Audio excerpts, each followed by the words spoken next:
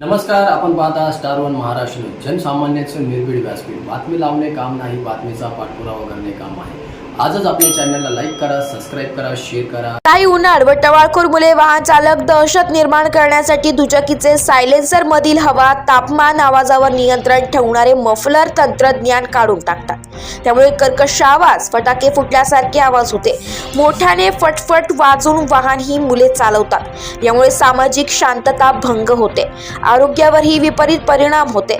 प्रदूषणाचाही ऱ्हास करण्यास कारणीभूत ठरते.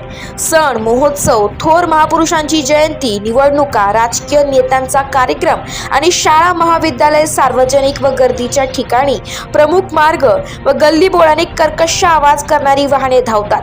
या वाहनावरती अंकुश ठेवण्यासाठी नाशिक पोलीस ॲक्शन मोड मध्ये आले. नाशिक पोलीस आयुक्तालय हद्दीतील कर्कश आवाज करणाऱ्या दुचाकीवरती कारवाई करून 111 कर्कश आवाज करणाऱ्या दुचाकीच्या सायलेन्सरवरती पोलिसांनी रोड रोलर फिरवलाय. स्टार वन महाराष्ट्र न्यूज साठी प्रतिनिधी इरफान पठाण, नाशिक.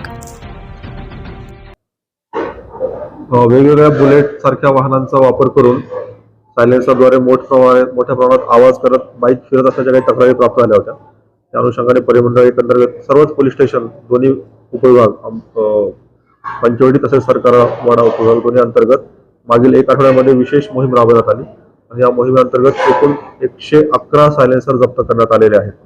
हे सायलेन्सर परत त्यांच्या हाती पडू नये यासाठी आज हे सर्व सायलेन्सर रोलर खाली चिडून नष्ट करण्यात आलेले आहेत.